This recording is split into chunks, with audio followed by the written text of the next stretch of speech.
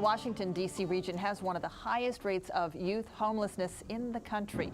Next Thursday, there is a sleep out. It's to raise awareness, and here to discuss the issue of homelessness in our area are Alexis Lindsay. She's the communications manager at Covenant House, D.C., and we've got Rashid with us, who used to be homeless and is here with us today. Good to see you both. Nice to see you too. So Alexis, this sleep out is coming up in a week from 8 days, tomorrow. yes.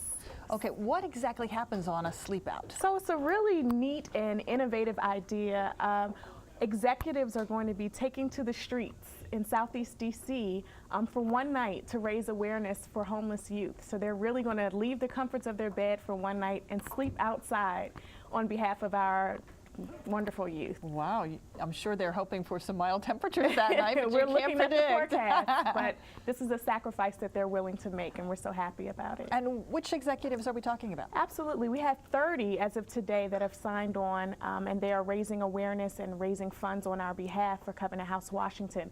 We have Michelle Freeman of the Freeman Foundation, Patrice Brickman and Scott Brickman of the Patrice and Scott Brickman Foundation, Guy Brahmi, Gelberg Signs, and Tommy Russo from Anchorage. Just a wide variety of people that all care about this issue of youth homelessness. Tell us how big an issue it is. We just mentioned that DC has a pretty high rate. We do. We have one of the highest rates in the country, and it's really about 3,000 youth per year annually who are homeless, and at about any given night, about 400 youth.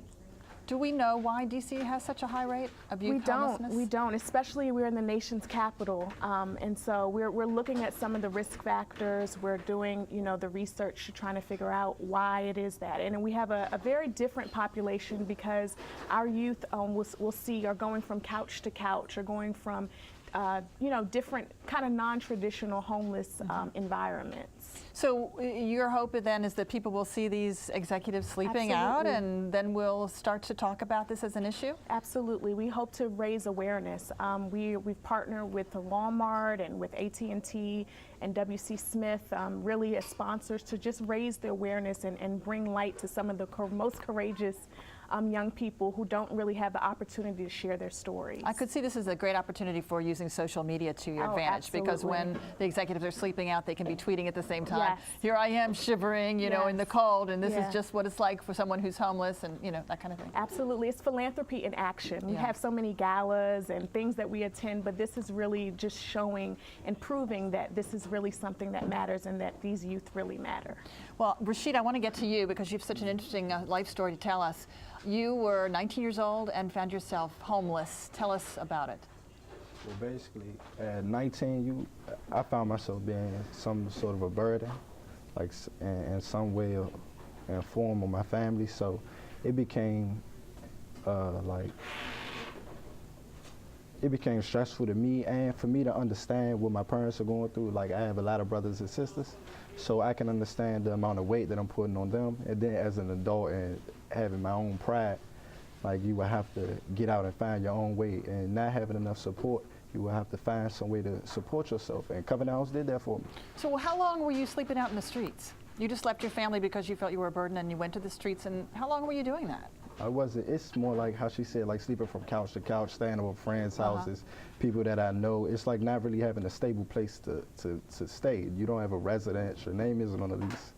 But I understand at one point you were in jail and you found that that was better than being on the streets because at least you had a roof over your head and a meal. Yeah, exactly. Like my judge, he asked me at one point, why do I do so-and-so, because of the type of person that I guess I came across to him. So he asked me all of these questions that had me think about a lot of things, and I decided that I would rather have been in jail because they did give me the support I needed. I figured you could go to school in jail, you get you're fed every day in jail, you have a solid place to lay your head. Like, it's like there's a danger to it, but we got that danger and that risk every day being outside, on the outside anyway.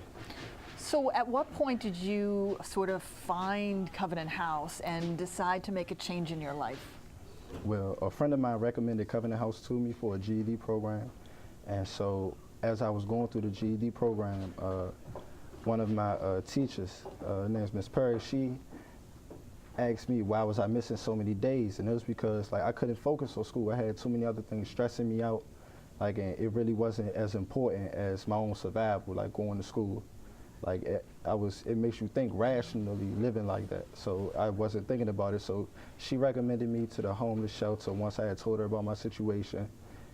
And I was in there ever since, and that's how I completed the program. Like, they gave me stability enough to actually not have to focus on things that I feel like a person my age shouldn't have had to focus on. Yeah, Alexis, what kinds of things does Covenant House provide for a homeless person that Absolutely. helps them Rashid up, has lifts them up? talked about a lot of them. We do the crisis situation. If a youth is in crisis, we have a crisis center, which is an emergency shelter. Then we have our transitional supports, which are transitional living facilities, and then also our workforce and readiness and education program. So we are making sure that we're covering them. He just said it, that we're providing that stability so that they can excel. And Rashid, the happy end of the story here, or I guess it's not quite an end yet, but you are, you probably never thought you'd be going to college, but here you are. You're a freshman at Bowie State, so that's amazing. Yes, it was at one time it was a possibility, and then like it felt like it just slipped through my fingers, and then I was like, I just gave up on the idea or the dream for a minute. Like, I feel I was depressed for a long time, and then like I just got back up. Like, people helped me, like they helped me get my mind back together. Wonderful. And you have some goals now, right? Yes. Like I wanna be an engineer, like a physicist. Like I wanna invent something. Like so. So higher education's the way to go. Yes, it is. All right. Well, good luck to you as you continue your education, Rashid. And let's just tell everybody about this sleep-in. Can other people participate? Absolutely. We would love. We have a up? candlelight vigil on next Thursday, the 21st, starts at 7 p.m. And then the executive sleep out is right after that. You can go to www.thesleepout.org and learn more, or go to our website at www.covenanthousedc.org. And bring a warm sleeping bag. Absolutely. Alexis, Rashid, good to talk to you both. Thank you. Thank you. Nice to meet you. And we'll have more Let's Talk Live right after this.